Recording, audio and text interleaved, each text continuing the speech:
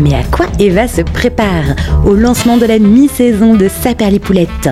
Nous avons repris notre Saperli-Van roulé jour et nuit pour arriver au bord de l'eau et plus précisément à Marseille, où nous avons été à la rencontre de l'artiste performeur Abraham Poincheval. Et vous le connaissez car c'est lui qui s'est retrouvé dans une bouteille pendant les Jeux Olympiques ou dans un ours au musée de la chasse et de la nature. Wow. Alors c'est parti pour cette première rencontre de la mi-saison. Qui dit reprise du tournage dit également retour des karaokés en van, mais également recherche d'endroits pour faire un brin de toilette.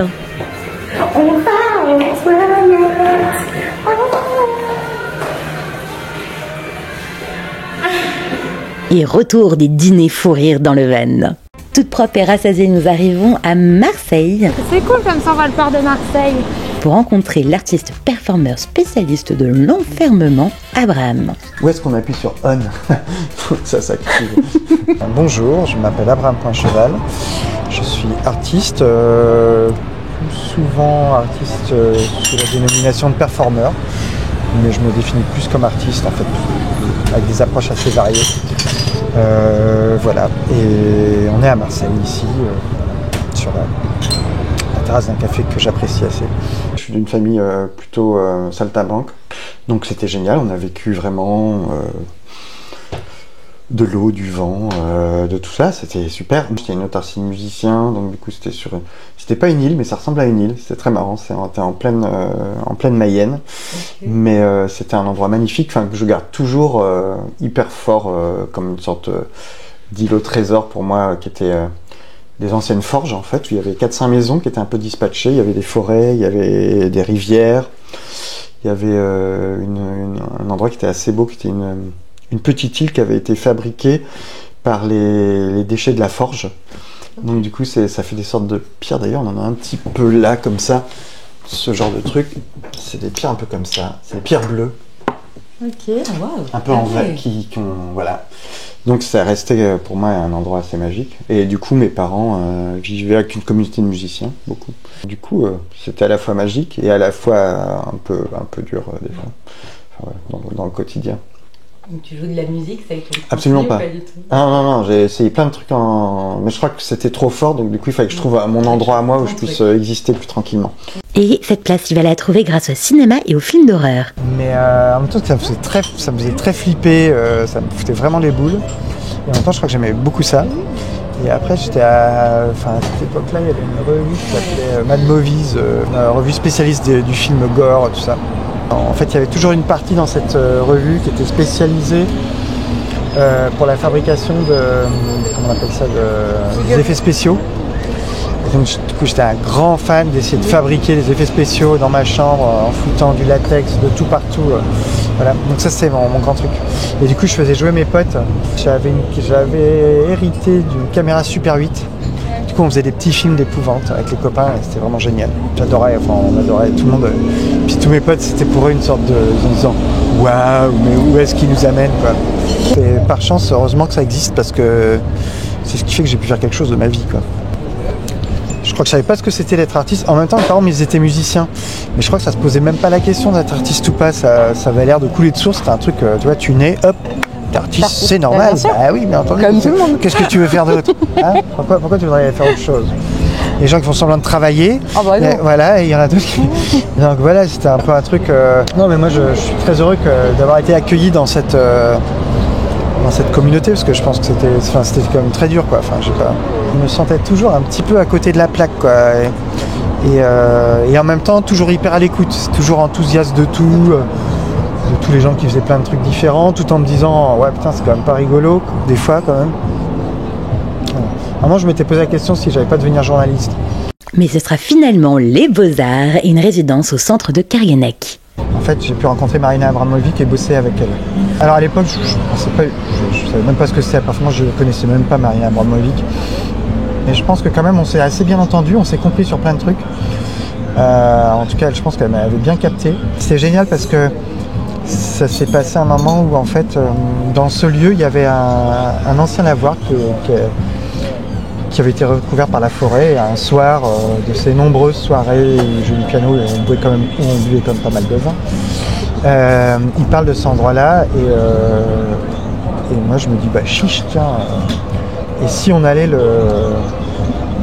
redécouvrir, faire des fouilles archéologiques un peu. Et on a sorti ce lavoir de terre, en fait, qui était un très très beau lavoir. On a même réussi à retrouver la source et à le remettre en eau. Il était tellement bluffé, je pense, Denis, qu'il a dit, écoutez les garçons, c'est sa façon de parler un petit peu comme ça. Écoutez les garçons, je vais inviter Marina Abramovic, Sapin Nutella. Ok, cool. Il dit oui, vous allez voir. Et ça va être à vous de vous en occuper. Du coup, on a été la chercher. On avait sorti les pans albinos de la pièce de Calzolari qu'on avait mis sur le parcours, qui était éclairé par des chandelles. Et on s'était tous mis autour du lavoir et elle est arrivée du coup. Et je pense tout de suite c'était bingo. Elle s'est dit qu'est-ce que c'est dans la forêt quand même. C'était totalement magique. Et alors là, elle a dit c'est génial, on va faire une pièce ici, tout ça. Et du coup, je me suis retrouvé à l'assister. Il découvre alors la performance et l'expérimentation qu'il débutera en duo. On était parti vivre une semaine sur le Frioul sans rien. Avant que ce soit la mode des... Comment ça s'appelle de la télé-réalité, tout ça. Ouais. On était là tout cramé, en train de pêcher 3 moules. Dès qu'on avait un micro-poisson comme ça, on disait « Ouais, c'est la fête !» Et au milieu de touristes qui nous regardaient, et vous faites quoi? On vit une semaine sur une île déserte. Ah maintenant on est là. Oui mais c'est un peu désert. Si on ferme les yeux, vous êtes plus là. Ouais, c'était un peu marrant. Et c'était documenté aussi? Ça, on a fait un film en fait. Et c'est la première fois en fait on s'est aperçu que cette idée de l'aventure, c'était un truc qui pouvait être fort en fait à l'époque. Parce qu'on était revenu par le bateau qu'on aurait pu prendre là tout à l'heure. On avait été à la friche. Et dans l'état où on était, puant, cramé par le soleil, avec des colliers d'os de gabian, plein de trucs. Du coup, on a présenté les rushs de nos aventures. Ah oui, mais directement à la sortie du bateau. Ouais, brut de décoffrage. On y est, quoi. Et du coup, ça a créé une sorte d'enthousiasme dans cette exposition. Okay. Et on s'est dit, chouette, on a peut-être trouvé notre truc. Et à partir de là, sont parties d'autres pièces comme ça, aventureuses, voilà. Toujours en duo à ce moment-là? Ouais, en duo, on avait fait ça, je dirais, de 2000 jusqu'à 2006, 2007. En parallèle de sa pratique, il devient professeur aux Beaux-Arts d'Aix-en-Provence. Et t'enseignes quoi? Oula, alors j'enseigne normalement ce qui s'appelle la performance, voilà. Je suis plus dans la question de la performance, toujours un peu comme, du coup, à la frontière des arts vivants et des arts plastiques. J'ai eu des cours d'histoire de l'art sur la performance. Ah bah voilà, déjà c'est pas mal. Déjà ça permet un petit peu de... Donc voilà, donc à ce moment-là, je vois comment approcher ça, mais je me dis, ça ressemble à quoi un cours de performance? Ah bah, je pense que si c'était vu de l'extérieur par quelqu'un qui connaît pas, il se dirait, c'est quoi cette embrouille? Alors ouais, parce que du coup c'est vaste en plus la performance. Enfin, aujourd'hui il y a tellement de pratiques et puis il y a tellement de métissage en plus dans la performance qui sont passés. Des fois c'est... Alors les arts, plus dans les arts plastiques, la performance dans les arts plastiques qui récupère la danse, qui récupère le théâtre. C'est aussi l'inverse. Il y a des pratiques qui sont plus du territoire, du paysage, de la marche. Leur donner, au départ, de donner leur propre définition de la performance. Et on commence à travailler avec ça. À partir de là, je dis, on la met en acte. Et du coup, on voit ce qu'il en est. Et du coup, que ce soit tout seul, en groupe, voilà, et d'essayer plein de choses comme ça. En tout cas, dans la performance, il y a toujours comme un truc qui est là, on pourrait dire, c'est le temps. Et la durée et puis la présence physique, enfin la présence d'un corps qui est là, des choses comme ça, qui est le sien ou celui des autres, mais voilà. Alors justement, ce que je leur dis, dites pas que c'est un corps, mais c'est quand même de mettre en corps, c'est-à-dire à un moment de bouger de son corps, de se dire allez, vas-y, bouge là. Et c'est un truc, tu vas voir. Et puis du coup, tu vas voir ce que va te dire ton corps, parce qu'entre ce que tu racontes, ce qu'on dit, voilà, c'est ça, et quand tu le mets en acte. Quelquefois, tu dis, mais waouh, il y a une espèce de différence incroyable qui est pas du tout, et du tout, de savoir aussi regarder ça, d'être attentif à ça, et de se dire, voilà, tu vois, il y a quand même une petite différence là, et qu'est-ce que t'en fais? Et c'est aussi, enfin, en tout cas pour moi, c'est qu'on s'amuse. Pour moi, ça passe vraiment beaucoup par l'amusement, c'est de dire qu'on apprend en s'amusant, on se marre. C'est ridicule, c'est pas grave, on se casse la gueule. C'est normal. Quelque part. Oui. Ouais, c'est marrant parce que c'est compliqué en fait, en même temps, parce que tout le monde. Le lâcher prise. S'auto-censure quand même pas mal, quoi. Surtout en groupe. Surtout en groupe, quoi. Ouais. Et c'est ça aussi, c'est d'arriver à créer un moment dans le groupe où on s'en fout, quoi. On est là et Voilà, tu veux faire une marche militaire, mais il n'y a pas de problème, vas-y, on y va tous ensemble. Toi, tu veux baver, bah bave, c'est pas un problème, quoi. Toi, t'as envie de nous raconter une histoire, t'as envie de nous faire un poème, une chanson, on y va. Ouais, je pense qu'il n'y a pas de limite. Alors, il n'y a pas de limite. En tout cas, moi, j'en fixe une qui est quand même que ça n'atteigne pas l'autre, voilà. Et lui, ça, c'est un calcul, enfin, c'est-à-dire que se blesser, ok, mais se blesser jusqu'à quel endroit et comment, voilà. Enfin, moi, je peux pas dire que j'aime pas me mettre dans une limite du risque, mais en tout cas que ce risque soit quand même conscientisé, quoi. C'est quand même de plus en plus complexe de mettre un projet où il y a beaucoup de risques. Ah ouais, tu sens une évolution sur ça, où tu as moins de liberté? Ah oui, ça n'a plus rien à voir avec ce que... Pourtant, c'est pas si vieux, mais ça a totalement changé. Okay. Il y a un espèce de cadre qu'il faut réussir à construire avec les équipes, avec la direction, avec... Tout le monde a très très peur toujours aujourd'hui de l'accident. Le lieu aussi, je pense, des médias, c'est que on est toujours aujourd'hui, malheureusement, plus dans le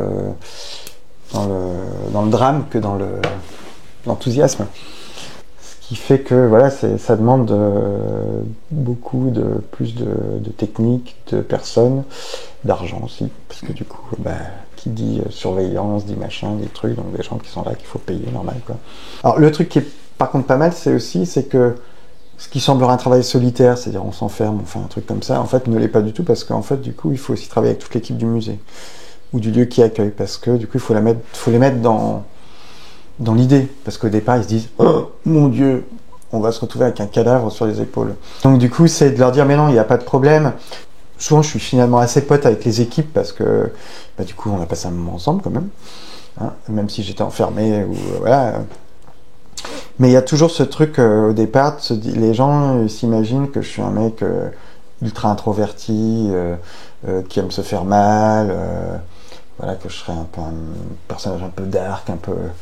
Et du coup, ça c'est très marrant, les premières rencontres, ils sont toujours en train de dire « c'est lui ?» Attends, non, c'est pas possible, quoi, parce que du coup, je suis plutôt assez jovial, assez... très envie d'échanger avec les personnes, tout ça.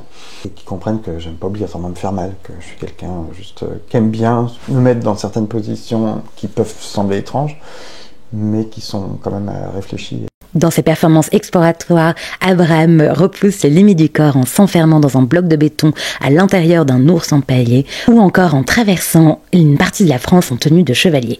Mais quel est son processus créatif ? Ça se passe beaucoup dans mon cerveau quand même, la nuit aussi. Quand je dors, c'est un endroit où je travaille pas mal en fait. D'ailleurs, où des fois des belles insomnies qui, comme là hier soir, où tout à coup ça traîne et puis je sens que faut que ça infuse un peu, voilà. Voilà, de bouquins aussi que je lis en même temps, et je me dis, ah, attends, ce truc c'est génial, mais oui, c'est ça. Ça, c'est un peu la base, je dirais, c'est un peu la base. Viennent les dessins, souvent après, petites maquettes, des trucs comme ça. Et puis, après, c'est une phase, la mise au réel, je dirais. C'est-à-dire que la mise à l'échelle, la mise au réel, et de se dire, voilà, comment ça va vraiment marcher, et est-ce que ça peut se faire vraiment, combien ça pèse, combien ça... Il y a des raisons très pragmatiques, hein, de coûts, de production, qui peut changer pas mal dans le projet, qui peut changer beaucoup de projets, c'est de savoir aussi qu'est-ce qu'on arrive à garder, qui est vraiment la substance du projet, et qui fait que le projet continue. Il y a aussi le projet, là, par exemple, d'une traversée de l'Atlantique en solitaire, avec alors j'ai commencé à fabriquer un petit bateau, avec un théâtre de marionnettes à bord, en fait, où du coup, essayer de vivre pendant entre 3 semaines et 3 semaines et 1 mois et demi, des marionnettes. Et donc du coup, sur le bateau que tu embarquerais. Ouais. Donc en fait, tu serais seul mais accompagné. Je serais seul accompagné, voilà, avec des figures qui sont à la fois des vivants, des morts, des récits, enfin des personnes qui sont des fictions aussi.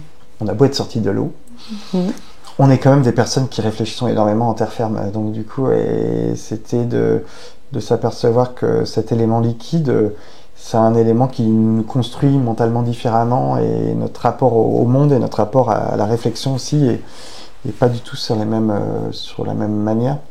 Tu sais naviguer ? Non, j'apprends. Du coup, t'apprends. Ouais. Mais c'est souvent ça dans la plupart des projets, c'est de pas trop savoir en fait. Ok, c'est génial. Ouais, c'est de là, me tu plonges plonger véritablement corps et âme dans un truc et de se dire mais comment fait-on ? Voilà. C'est pareil, pour un autre projet qui est d'habiter une ruche avec des abeilles. Ben voilà, du coup, c'est comment on habite une ruche, comment on habite dans une société de 50 000 individus. Surtout que les ruches, c'est très particulier quand même comme univers. Très organisé. C'est super organisé, oui, voilà.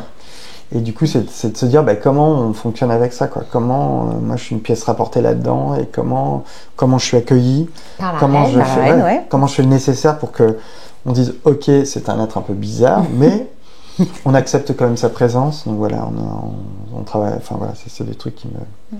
Donc là, tu vas rencontrer des personnes. Alors là, entre autres pour des apiculteurs et des navigateurs qui te forment du coup quelque part. Exactement, qui me forment à toutes ces pratiques, quoi. Mais par exemple, les abeilles, c'est né simplement lors d'une résidence où j'ai rencontré un apiculteur et après avoir fait une petite conférence, l'apiculteur m'a dit t'as plus qu'à vivre avec les abeilles. Et là j'étais là, waouh, la classe. Je me suis dit attends, mais là, puis je lui ai demandé, c'était une boutade en fait, je pense au départ. Et je lui ai dit mais tu penses que c'est faisable? Il me dit non, pas du tout. Et du coup je fais flûte, et je me suis dit mais quand même. Et du coup après 1 an, 2 ans de maturation petit à petit, du coup c'est rendu faisable. On n'est pas encore dans la production, dans la fabrication de la pièce, mais en tout cas on a suffisamment travaillé pour la rendre viable, réalisable.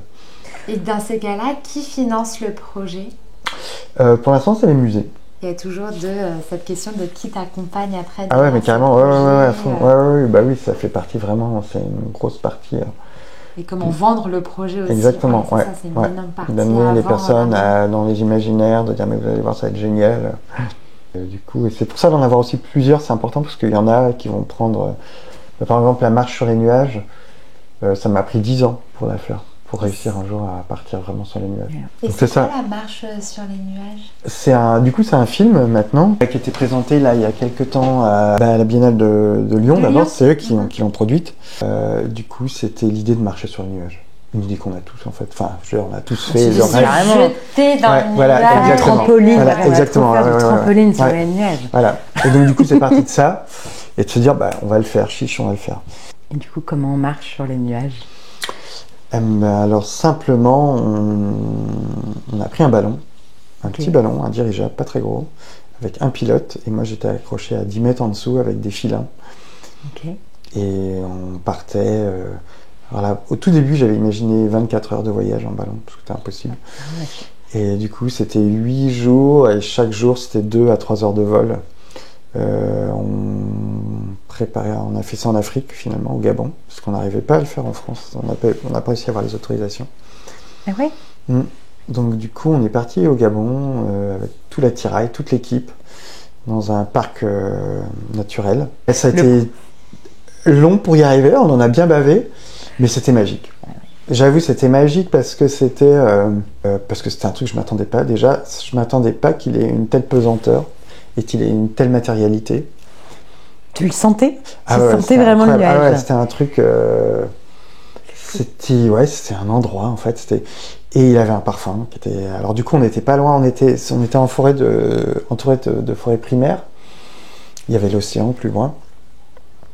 Et il y avait une odeur de bois très forte et un peu métallique. Donc ça, c'était assez amusant. C'est important cette idée de l'exploration. Mais une exploration qui soit aussi liée à l'art contemporain. C'est ça, pour moi, c'est la première fois que je lis le mot explorateur à de l'art. Ouais. Pour moi, c'est hyper important parce que c'est aussi une zone d'exploration assez. Pour moi, l'art, c'est un endroit magique, quoi. C'est un endroit qui, malgré toutes les structures, les frontières qui existent dans ces espaces, c'est aussi des espaces d'expérimentation qui aussi sont liés à un public. On avait des habitants qui nous amenaient avec les 4x4, tout ça. Et, qui embarqués dans le projet. Ils étaient embarqués, puis c'était là, ils se disaient, mais c'est fou. Ça les faisait marrer en même temps. Ils disaient, mais il est vraiment givré ce mec.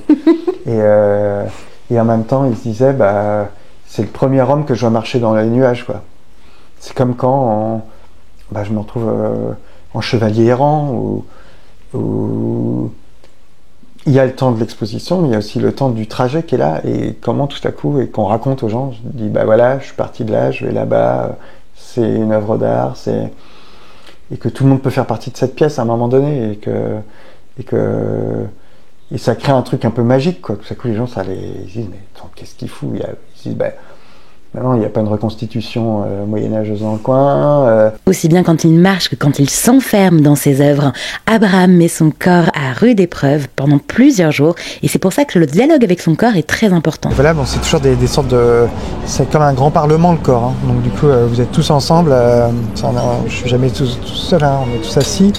Il dit, bon, alors, l'orteil, là, il trouve qu'il n'est pas très heureux dans sa posture. Qu'est-ce qu'on fait? Donc du coup, voilà, c'est tout un échange quand même avec lui. Et c'est pour ça aussi que ça marche aussi, je pense. Mais par exemple, je me rappelle d'une fois très amusante dans la pierre, j'avais perdu mon gobelet qui était tombé. J'avais la mauvaise idée de ne pas l'accrocher avec une petite ficelle pour pouvoir le... Et j'ai fini par réussir à le remonter avec mon pied. Je sais pas comment, mais à le glisser en fait. Et puis, ah oui, c'est ça, on apprend beaucoup de choses sur ça. C'est-à-dire que dans un espace où on se dit, là, je ne peux vraiment pas bouger, du coup, on se dit, ah mais c'est incroyable. Une redécouverte du corps, mais également de l'esprit, car après plusieurs jours d'enfermement, l'esprit peut jouer des tours. Il est alors important de développer des techniques pour ne pas complètement partir. J'ai fait des stages avec Corinne Sambrin sur la question des pratiques chamaniques. Du coup, pour avoir des clés, pour avoir des trucs, ou de me dire, ah, attends, là, c'est comme ça, paf, hop, je fais comme ça, et hop, je remonte. Ah, parce qu'il y a des endroits où c'est vraiment incroyable. Hein, Et ça change à chaque fois de performance en performance. Ah oui, c'est ça qui est incroyable. Oui, non, mais il n'y a rien de fixe, quoi. Tout est un espèce de continuum qui se déplace. Ça peut être très physique, ça peut être des personnes qui arrivent, des animaux, ça peut être rien. Ça peut être t'es métamorphosé en de la lumière, où tu te balades tout à coup dans l'espace. C'est-à-dire que tu sors de la pierre ou du truc et tu vas te balader dans le lieu. C'est du coup... Des trucs un peu extra-corporels. Ah oui, c'est ça, ouais, des sorties de corps, ce qu'on appelle sorties de corps. Ouais. Et ça, c'est puissant. Si t'as pas 2-3 notions, ça doit faire flipper. Ah bah ouais, et puis tu rencontres des personnes, quoi. Enfin, moi, je sais par exemple, l'homme-lion, tout à coup, je sentais la fraîcheur à l'intérieur. J'étais enfermé dans une sculpture de l'homme-lion agrandi, donc j'étais debout pendant une semaine sans bouger. Et tout à coup, t'as le vent qui passe comme ça. Puis je me dis, oh, incroyable. Puis tout à coup, je me dis, mais Abraham, c'est impossible. Tu peux pas sentir le vent, t'es enfermé dans une sculpture. Et puis je me dis, mais si, je peux traverser, il n'y a pas de problème. Puis je dis, bah chiche, vas-y. Et là, tu sais, tu dis, et puis là, tu dis internement, tu dis, bah vas-y, tu vas voir, tu vas te cogner la tête, ça va être trop rigolo. Malin que t'es. Et là, tu te penches et tu traverses la pièce. Et tu arrives dans la forêt, enfin là, c'était une forêt de nuit. Et là, je regarde la forêt et je me dis, oh. Je regarde comme ça, mais je me dis, mais un peu, je sens que je suis à... Tout à coup, il y a deux petits yeux qui arrivent, qui me disent salut, petit truc brillant. Je dis, salut, tu viens avec moi? Je fais, ouais. Tout à coup, je fais, ah non, en fait, non, je viens pas avec toi, là. Je reviens dans la structure, quoi. Puis je me dis, putain, quel con, je suis pas allé avec lui. Puis je me dis, non, il faut que je me prépare, il faut que j'y retourne, Et là, je repars. Et du coup, je m'aperçois que c'est une sorte de petit renard, de petit lapin, enfin, je sais pas trop. Puis je fais, hey, salut. Il me fait, salut. Je dis, en fait, je viens avec toi. Il me fait, trop tard. Putain, j'étais là. La frustration totale. Ah, et je me suis dit, putain, mais voilà. Et du coup, il y a plein d'histoires comme ça, mais tu sais jamais, t'es là, Des rencontres qu'il tente d'expliquer à travers la science. Je travaillais avec des chercheurs en neurosciences pour savoir dans quels états on était. En fait, ils faisaient un enregistrement cérébral. Et en même temps, moi, je devais dire quand je me réveillais, quand je m'endors. Enfin, je m'endormais, ça, non, je peux pas. Mais en tout cas, qu'est-ce qui m'arrivait? Je racontais tout le temps. Et il y a eu des retours de cette recherche? Ouais. Après, on a fait du coup, là, on va sans doute éditer un petit bouquin là-dessus. Et c'est très rigolo, quoi. Il y a des trucs où je dis, je suis endormi. Je dis, là, ouais, je me réveille. Et eux, ils regardent sur le truc, ils disent, non, absolument pas. Cérébralement, en fait, t'es réveillé, quoi. Mais comment on revient de ce genre de performance, Abraham? C'est souvent là qu'arrivent les accidents, en fait, pour beaucoup d'aventuriers. C'est le retour, enfin, par exemple, c'est toujours un endroit, en fait, auquel on ne fait pas assez attention. Et une des choses où je dis à mes étudiants, si vous faites des pièces comme ça, en tout cas, prenez soin aussi du retour. Parce que le retour, c'est vraiment... D'ailleurs, c'est aussi, par exemple, en pratique chamanique, des choses auxquelles on fait très attention quand on revient. c'est d'être attentif à ce qui advient parce que on est bouleversé, on est secoué, et c'est normal. Et c'est comment on se réinstalle dans un quotidien. Par chance, moi je dirais, d'une certaine manière, j'ai des enfants et je suis aussi enseignant. Et ça aide vraiment à vous recoller au sol direct, parce que genre, on a faim, on en a marre. Mais ce qui n'empêche qu'on sent qu'on est légèrement décollé, quoi. Et après, avec des temporalités très différentes selon les projets. Pour certains, ça a pu être une semaine, pour d'autres, c'est resté 6 mois où je sentais que j'étais. Alors, je fais mon quotidien, mais je sens que je suis pas. C'est comme si je faisais un peu semblant, comme si je jouais à un jeu. Je dis, je vais faire les courses. Je vais jouer la personne qui achète des trucs dans un supermarché. C'est génial. On s'est bien amusé aujourd'hui. On s'est bien amusé, c'est exactement ça. Genre, il faut que j'ai l'air un peu énervé. Alors, je suis énervé. Voilà. Et c'est très étrange la façon dont on revient ou pas. Par exemple, pour l'ours, pendant 6 mois, j'ai traîné à 10 cm au-dessus du sol. Et c'est très compliqué. Le matin, vous levez, vous sentez que vous n'êtes pas là, quoi. Le cerveau n'est pas là, n'est pas présent, quoi. Alors, je fais tout ce qu'il faut, je fais le quotidien, mais voilà. Et jusqu'à un matin, au bout de 6 mois, où tout à coup, je pose le pied au sol, et là, c'est comme si tout à coup, la pulpe de mon pied sentait la réalité physique du sol, quoi. Et là, je suis redescendu. Il est déjà l'heure de quitter Abrab, mais pour aller encore plus loin, n'hésitez pas à aller écouter le podcast de Saperli Poulette qui lui est consacré et aller voir des photos et des vidéos de ses performances. Tout bientôt, nous restons à Marseille pour vous faire découvrir la friche Belle de Mai, le restaurant Le Présage et une ferme urbaine. À tout vite! Si vous avez aimé la vidéo, n'hésitez pas à vous abonner sur notre chaîne YouTube Saperli Poulette. Et pour embarquer avec nous avec encore plus d'immersion, rejoignez-nous sur notre page Instagram Saperli Poulette.